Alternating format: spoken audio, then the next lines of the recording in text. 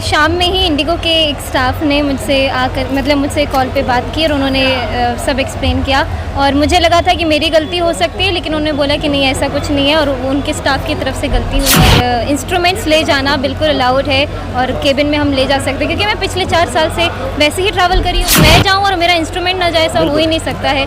और इंस्ट्रूमेंट में कपड़े लत्तों वाले चेक इन में अगर फेंकवाऊँगी तो उसमें मेरा सब कोई फ़ायदा ही नहीं है फिर मेरा कहीं जाने के। अब उन्होंने ऐसा आश्वासन दिया है कि ऐसा आगे से कभी नहीं होगा और मैं चाहती हूँ किसी भी कलाकार के साथ ऐसा ना हो जो उसका इंस्ट्रूमेंट के बारे में सोचा था कि ऐसा कुछ होगा।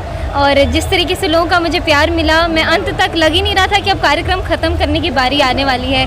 मैं लगातार 3 घंटा परफॉर्म की और तीनों सोमेश्वर नाथ महोत्सव का आज आखिरी दिन है और लोक गायिका मैथिली ठाकुर यहाँ पर प्रस्तुति देने पहुंची। हालांकि पूरी तरीके से लोगों का भीड़ रहा और बातचीत करने की कोशिश करते हैं। और चंपारण में पहली बार आई है मैथिली, कैसा लगा चंपारण मैथिली आज? बहुत अच्छा लगा, यहाँ के लोग, यहाँ के एनर्जी, सर देखिए कितने बढ़िया लग रहे हैं। सामने बैठ करके खूब प्रोत्साहन दे रहे थे और मैं बहुत ज़्यादा धन्यवाद देना चाहूँगी ज़िला प्रशासन का, हमारे सर जो DSO सर हैं और DM सर हैं, सभी का बहुत बहुत धन्यवाद। और जितनी जनता है यहाँ पे, और मुझे बाबा सोमेश्वर नाथ के दरबार में मुझे आने का मौका मिला, उनके प्रांगण में आने का मौका मिला, ये मेरे लिए बहुत गर्व की बात है। मैथिली बिहार से आती हैं और बिहार को देश नहीं बल्कि विदेशों में भी रिप्रेजेंट कर रही हैं। चंपारण की इस जमी पर जब आप पहली बार शायद आई हैं, लोगों का जो उत्साह मिला है, क्या लग रहा है बाहर मैंने बिल्कुल नहीं सोचा था कि ऐसा कुछ होगा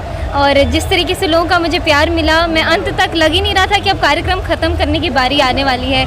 मैं लगातार 3 घंटा परफॉर्म की और तीनों घंटा लोग बढ़ते गए और लोग बिल्कुल ऐसा होता है ना, जम के एक जगह पे खड़े होना, एक जगह पे बैठे रहना, ऐसे थे और बहुत भीड़ थी। ऐसी भीड़ मैंने कहीं नहीं देखी। मैथिली, एक आखिरी सवाल और बड़ा सवाल ये है कि आज जब सुबह आप दिल्ली से पटना लैंड कर रही थी तब आपने एक ट्वीट किया था और उसके बाद से ही पूरी तरीके से हड़कंप मचा हुआ है। आपने आरोप लगाया इंडिगो के स्टाफ के ऊपर, क्या कुछ कार्रवाई आगे इसमें हो रही है? आपसे किसी ने संपर्क अभी शाम में ही इंडिगो के एक स्टाफ ने मुझसे आकर मुझसे कॉल पे बात की और उन्होंने सब एक्सप्लेन किया और मुझे लगा था कि मेरी गलती हो सकती है, लेकिन उन्होंने बोला कि नहीं ऐसा कुछ नहीं है और उनके स्टाफ की तरफ से गलती हुई।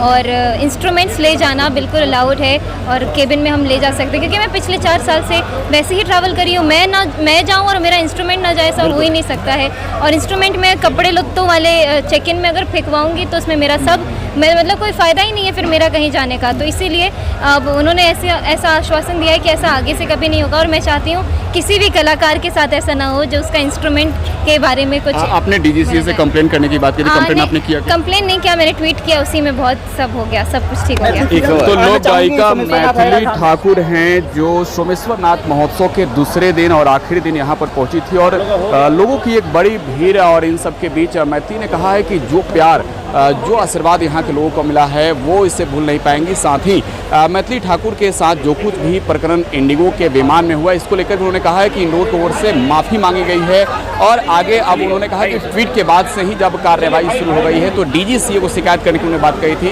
अब शायद इसकी ज़रूरत नहीं है। Prakash sir, today Bihar news, Areraj, Motihari.